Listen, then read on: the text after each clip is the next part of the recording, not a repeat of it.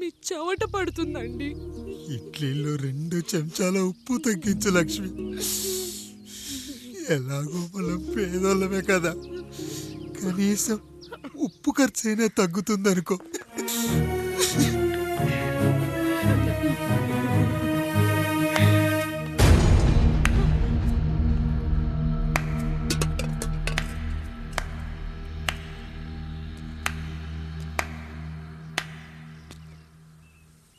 పప్పు రుబ్బుతున్నావా పెదరాయుడు?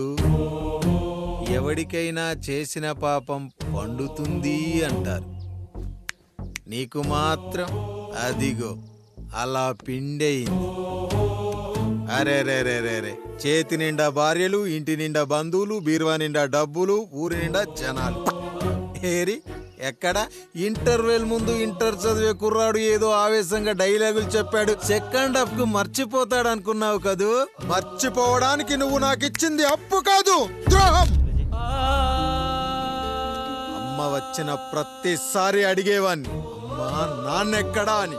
నీ గురించి తెలిసాక నీ ముందుకొచ్చా, నీ బ్రతుకుని ఇక్కడి దాకా తీసుకొచ్చా. పిక్చర్ అభి బాకీ హే మేరా పితాజీ.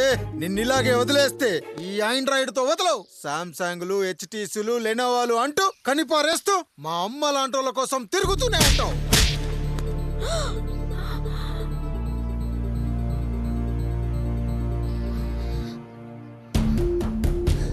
అమ్మా అమ్మా ఛీ, నన్నలా పిలవకురా. ఎవరిని పట్టుకొని ఎన్ని మాటలు అంటున్నావురా?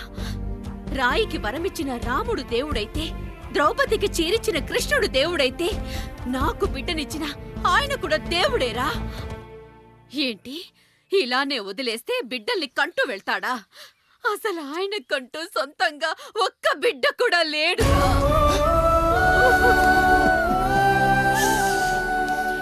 అసలు ఏం జరిగిందో తెలుసా?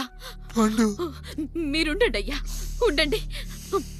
మొదటి భార్యని చేసుకున్నాక పిల్లలు పుట్టలేదని రెండో పెళ్లి చేసుకున్నారు. ఆవిడకి పుట్టలేదు. మూడోసారైనా తగులుతుందనుకున్నా, తనకే పుట్టలేదు. పిల్లల కోసం పెళ్ళాలని మార్చాడే కాని వాళ్ళని వదిలేయలేదురా. అదిరా మా పెద్దయ్య మనసు.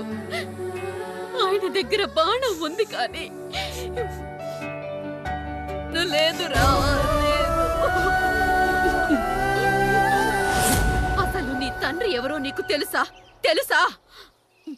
ఇదిగో ఈ కాముడేరా నీ తండ్రి. గేదె నల్లగా ఉన్నంత మాత్రాన పాలు తెల్లగా ఎలా ఉన్నాయనే కదరా నీ ప్రశ్న.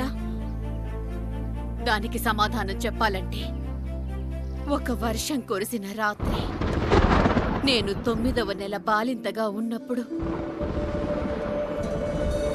పండు పండు, ఇదిగో. ఏమిటండి ఇది?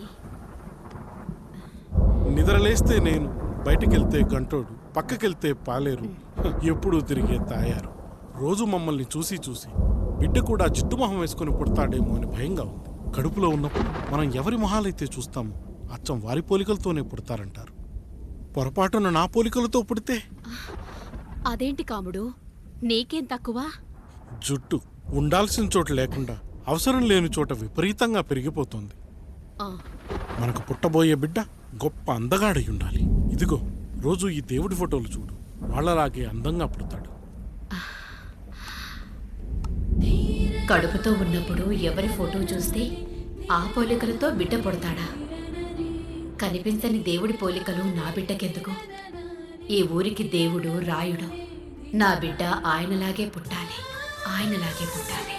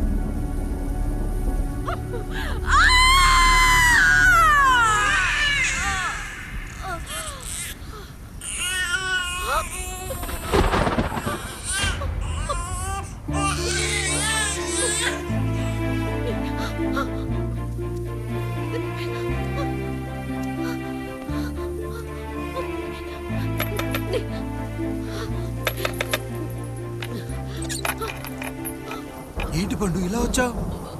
అయ్యా, తప్పు జరిగిపోయింది పెద్దయ్య. ఏం జరిగింది? అసలే నువ్వు ఒట్టి మనిషి కూడా కాదు. ఒక్కసారి ఇటు చూడండి అయ్యా.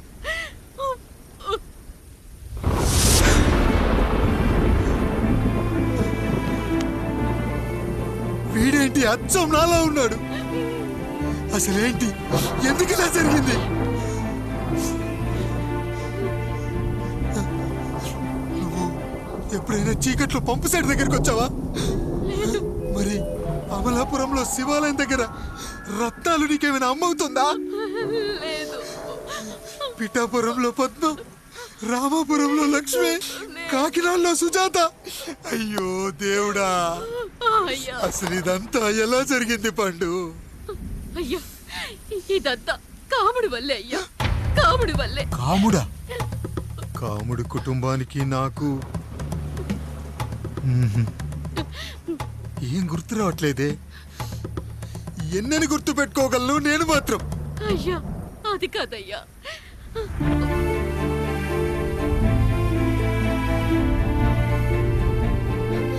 అలా రోజు మీ ఫోటో చూసి చూసి అచ్చం మీలాగే పుట్టాడు. అయ్యో, నా పోలికతో బిడ్డ కావాలనుకోవడం ఏంటి పండు?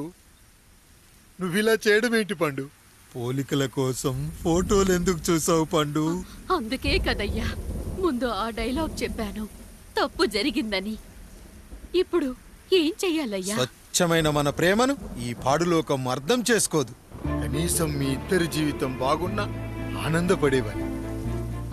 వీణ్ణి ఇక్కడ ఉంచొద్దు పండు, బయటికి పంపించు. బయటికి పంపించి బాగా చదివించు, గొప్పవాణ్ణి చెయ్యి. వీడికి అయ్యే ఖర్చంతా నేనే భరిస్తా. అవసరమైతే ఆ డబ్బు కాముడి జీతంలో కట్ చేద్దాం. అయ్యా, వెళ్లే ముందు వీడికొక పేరు పెట్టండి అయ్యా. వీడు ఇంకో రాయుడు, అంటే ఇంగ్లీష్లో అండ్ రాయుడు, అండ్ రాయుడు.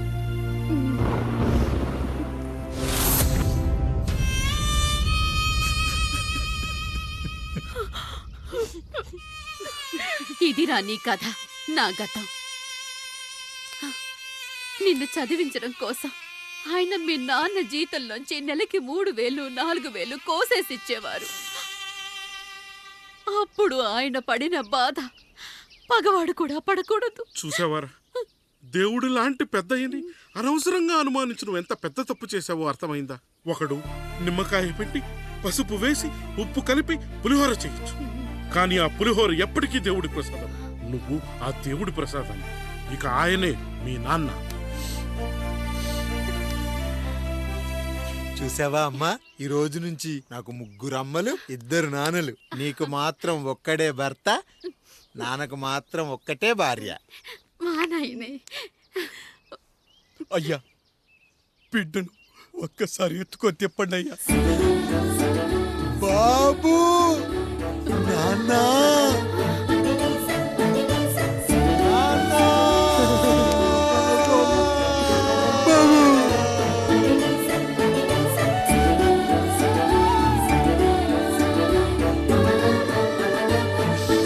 నన్ను క్షమించు నాన్న. ఇప్పటికైనా నిజం అర్థం చేసుకున్నావు. అది నాకు చాలురా, చాలు. చాలదు నాన్న, నిన్ను ఏలెత్తి చూపిన జనంతో చెయ్యెత్తి దండం పెట్టించాలి. అన్నయ్య కంటే ఆస్తి ముఖ్యమనుకున్న మన కుటుంబానికి గుణపాఠం నేర్పించాలి. ఇక నా కొదిలేనా, నేను చూసుకుంటా.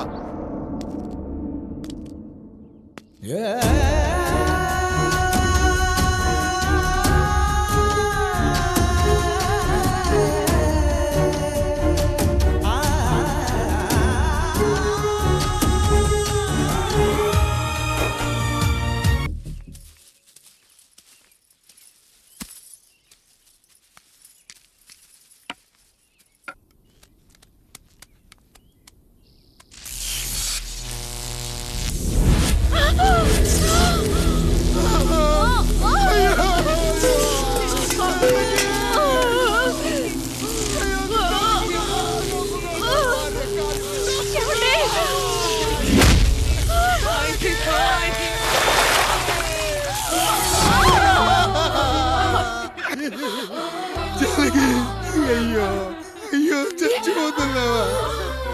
ఎందుకు ఇలా జరుగుతుందండి? ఏమండి? నీ మనసులో మాట నాకు తెలియదా? నేను చచ్చిపోతున్నాను, మీరు ఇంకో పెళ్లి చేసుకోండి అని అంటావు కదా. అది కాదండి. అయ్యో మరి ఏంటి జానకి? హాస్పిటల్కి తీసుకెళ్ళండి. హాస్పిటల్.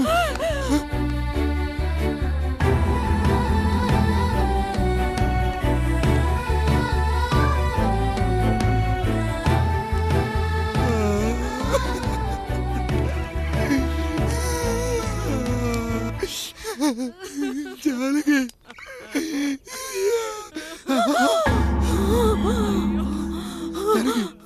ఏమండి? నేను వెళ్ళిపోతున్నాను. నా కోసం చివరిగా ఒక పాట పాడండి.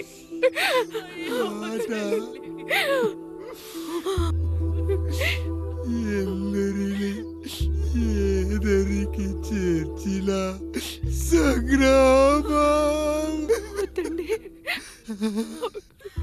కష్టాల్లో కూడా మీరు కన్నీళ్ళు పెట్టకూడదండి. వెళ్ళే ముందు అక్కతో కలిసి ఒక మంచి ఊపున్న పాట పాడండి. పాట.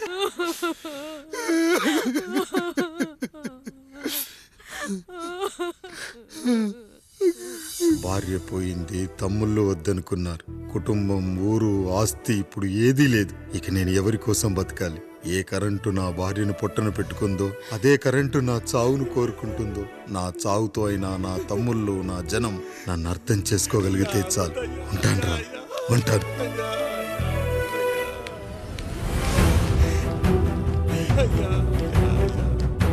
అయ్యా అయ్యా రండయ్యా, పెద్దరాయుడు గారు చనిపోతున్నారయ్యా, రండయ్యా, మీరన్న వచ్చి ఆపండి అయ్యా. అయ్యా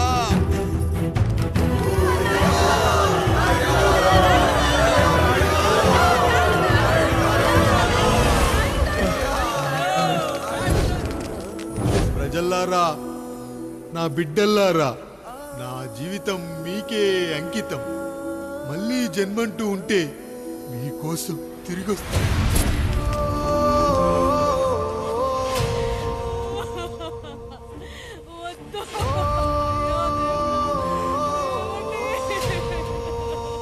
వద్దయ్యా, వద్దు, వద్దయ్యా, వద్దయ్యా.